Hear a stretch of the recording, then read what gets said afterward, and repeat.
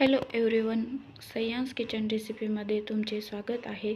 तर आज आपण पाहणार आहोत अगदी घरच्या घरी पटकन कमी साहित्यात हॉटेलसारखी होणारी लसूणी मेथी. तर त्यासाठी मी ते फ्रेश मेथी घेतलेली आहे आणि ती आता फ्राय करून घेऊयात. तरी तापलेल्या पॅनमध्ये थोडंसं तेल टाकून त्याच्यामध्ये 3 ते 4 लसणाच्या कट करून अशा बारीक कुड्या टाकून तेलामध्ये अशा गोल्डन ब्राऊन कलर होईपर्यंत तळू द्यायच्या आणि त्याच्यामध्ये स्वच्छ धुतलेली मेथी टाकून ती व्यवस्थित तेलामध्ये अशी फ्राय करून घ्यायची. एकदम अशी व्यवस्थित तेलामध्ये ह्या अशा पद्धतीने व्यवस्थित अशी फ्राय करून घ्यायची. आणि ही व्यवस्थित अशी फ्राय झाल्यास या चवीपुरतं थोडंसं मीठ टाकून घ्यायचं आणि ही अशी व्यवस्थित फ्राय करून घ्यायची. याच्यामध्ये थोडं पण असं पाणी नाही राहू द्यायचं आणि त्यामध्ये आणि बाजूला ठेवून द्यायची व्यवस्थित फ्राय झाल्यानंतर. आणि आता आपण भाजीकडे म्हणजे रेसिपीकडे जाऊयात. तर थोडे 2 ते 3 पळी तेल घेतलं होतं मी. याच्यामध्ये थोडेसे खडे मसाले ॲड करूयात आणि 5 ते 6 लसणाच्या अशा पाकळ्या घेऊन त्या बारीक कट करून तेलामध्ये अशा तळून घेऊयात. आणि 2 ते 3 मिरची बारीक कट करून तेलात तळून घेऊया. त्याच्यानंतर कांदा, एक मोठा कांदा घेतलेला आहे आणि एक टोमॅटो घेतलेला आहे. तर हे पूर्ण व्यवस्थित मऊ असं मॅश होऊ देऊ आपण तेलामध्ये तळून. त्यात थोडी कोथिंबीर पण टाकून घेऊ आणि ह्याला असं तेलात व्यवस्थित असं तळून घेऊयात. लो फ्लेमवर ठेवूयात.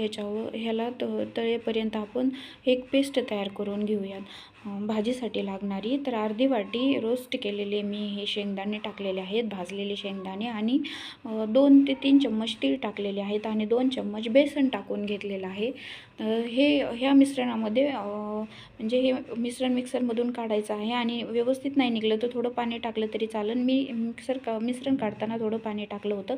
तर ही बघा अशी पेस्ट तयार झालेली आहे. ही पेस्ट आपण याच्यामध्ये टाकून घेऊया आणि हे सर्व मिश्रण एकत्र करून घेऊया.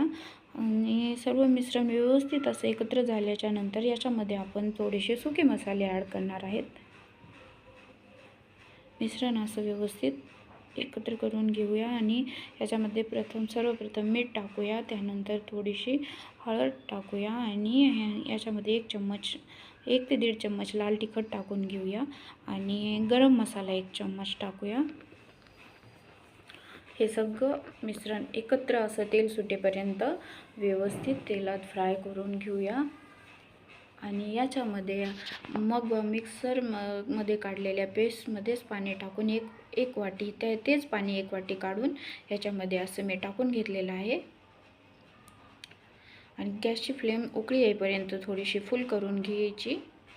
आणि ह्याच्यामध्ये जी मग फ्राय केलेली मेथी होती ती मेथी याच्यामध्ये सोडून द्यायची.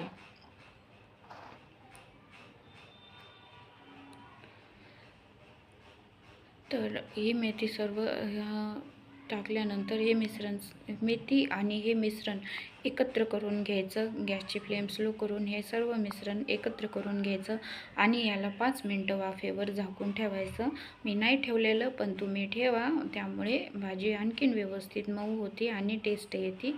तर हे बघा, हे अशा पद्धतीने सर्व मिश्रण एकत्र झाल्यानंतर ही लसूणी मेथी तयार आहे. तर ही रेसिपी तुम्हाला कशी वाटली तर कमेंट करून नक्की सांगा आणि तुम्ही पण एकदा ही रेसिपी ट्राय करा. नक्की एकदा, खूप टेस्टी आहे. आणि चॅनलला सबस्क्राईब करा आणि पूर्ण व्हिडिओ पाहिल्याबद्दल खूप खूप धन्यवाद.